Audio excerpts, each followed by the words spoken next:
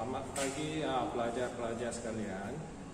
Dalam episod ni cikgu hendak menerangkan alat-alat yang digunakan dalam kerja ukur aras. Ya. Di depan saya ni ada star, kaki segitiga, alat ukur, pita ukur dan juga gelombang staf. Okey. Baik, alat pertama yang cikgu nak terangkan ialah alat ukur. Di sini saya ada alat ukur automatik level, alat ukur automatik. Jadi kita tekan di kiri kanan kunci dia dan kita boleh buka. Okey. Jadi ini alat ukur automatik. Okey. Yang pertama cikgu nak terangkan di sini, ini adalah teropong dia ya. Teropong dia kita boleh lihat sangat jauh. Yang kedua adalah kanta mata. Kanta mata ni boleh pusing ya. Mengapa nak pusing? Supaya kita dapat lihat dengan jelas ulai silang di dalam kanta teropong ini. Ya, kita nak fokuskan supaya dia jelas ulai silang itu. Apa itu ulai silang? Cikgu ada buat satu contoh di sini. Okey, yang ini adalah ulai silang ya. Dia ada benang yang panjang mengufuk, benang tegak mengufuk panjang dan dua yang pendek ya. Ya, bila kita baca pada start, okey, pastikan yang benang yang panjang mendata dengan benang panjang mendekat ni di tengah-tengah ya. Kita baca di sini ya. Okey. Baik, yang ketiga cikgu nak terangkan ialah benda di atas ni. Ini adalah bilah tenang. Okey, bilah tenang, bila kita dah pasang alat ukur ni, kita pusingkan alat ukur menuju ke staf. Jadi bilah tenang ini kita tenang supaya dia nampak staf tu, ke arah staf tu. Barulah kita lihat pada kita pusing skru pemfokus ini supaya kita nampak staf tu dengan jelas. Jadi yang ini adalah skru pemfokus. Boleh memfokus teropong ni supaya kita nampak objek di depan tu jelas. Okey. Lepas tu cikgu nak tunjukkan di sini adalah gelombang udara. Jadi kita kena pusingkan skru kaki peralas ini supaya gelombang udara ni masuk ke tengah-tengah. Jadi bila dia dah masuk ke tengah-tengah, maksudnya alat ukur ni telah ufuk. Okey. Jadi di sini ada dua skru lagi, kiri dan kanan. Yang ini adalah skru gerak perlahan. Tujuannya ialah memusing. Bila kita dah fokus, kita nak pusingkan teropong ni supaya ulai silang di dalam tu berada di tengah-tengah staf. Okey. Okay, ini skru gerak perlahan.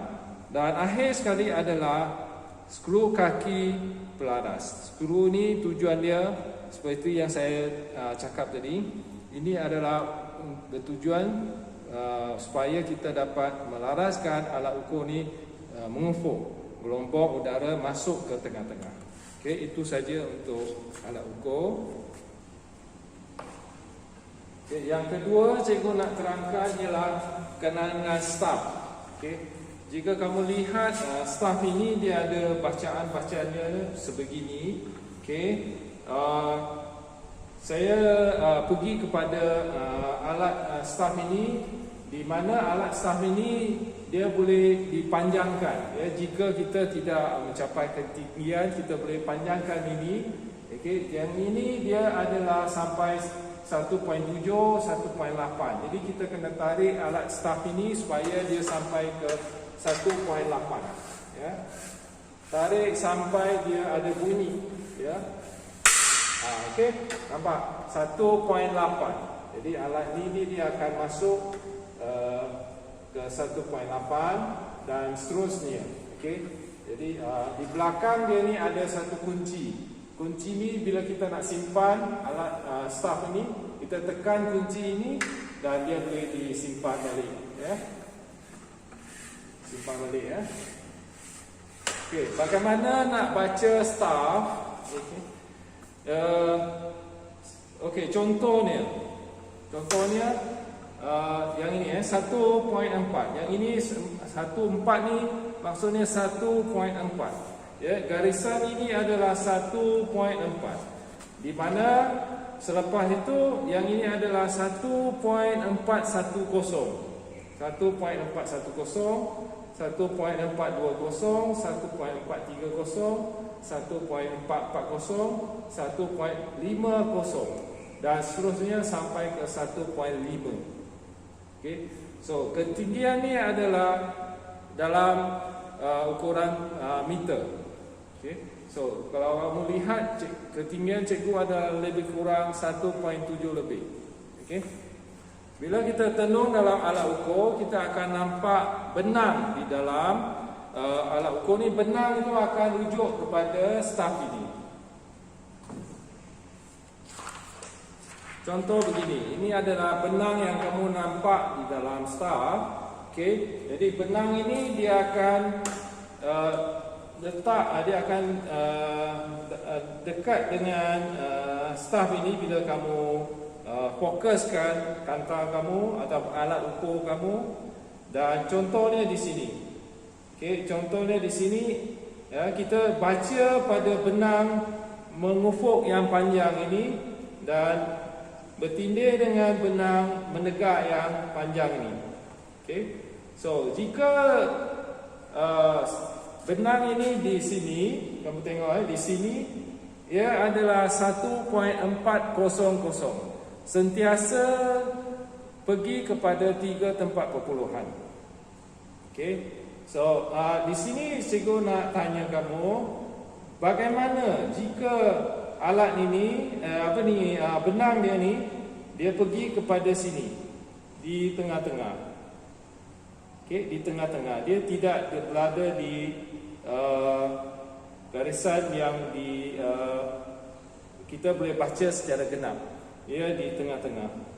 Okey, jadi jika di sini kita akan baca 1.4123, 1.435. 1.435. Bagaimana jika benang itu berada hampir-hampir dengan garisan yang di atas itu? Okey, jadi kita anggap dia adalah sampai ke garisan di atas itu, iaitu di sini kita baca 1.440. Okey, so itu adalah staff. Alat ketiga yang saya nak terangkan ialah kaki segitiga. Jadi kaki segitiga ni dia digunakan untuk letakkan alat ukur. Jadi alat ukur kita boleh letakkan di atas ini dan kita boleh kunci. Dia ada benang di sini, ada kunci di sini, kita boleh kunci. Okey, dah. Okey, kita boleh kunci. Ini adalah kaki segitiga. Alat yang seterusnya saya nak terangkan ialah gelombang staff. Okey, gelombang staff ini digunakan bila kita gunakan staff. Pelajar yang pegang staff ini, dia akan letakkan gelombang staff di sini dan dia akan pegang dan memastikan gelombang itu sentiasa di tengah-tengah. Itu kegunaan gelombang staff. Jadi bila gelombang staff di tengah-tengah, maksudnya alat staff ini adalah menegak. Ya.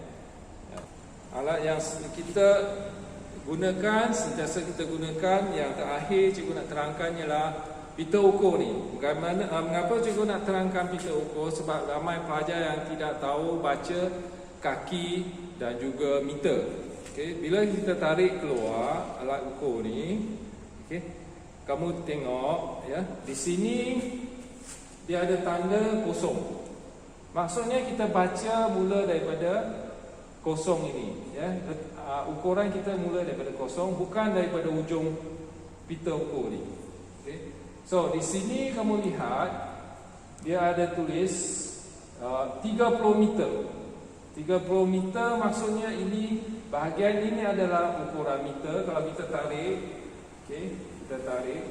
Ni nampak dia tulis 1 meter. Okey.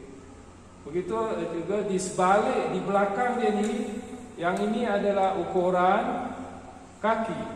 Okey, kaki. Ya, jadi di sini dia ada tulis 100 kaki. Okey. Jadi bila kita tarik, nampak dia akan tulis 1 kaki. Okey. So ini adalah kita ukur. Okey. Jadi itu saja untuk episod ini. Cikgu harap kamu faham. Jika ada apa-apa soalan boleh tanya. Okey, sekian, terima kasih.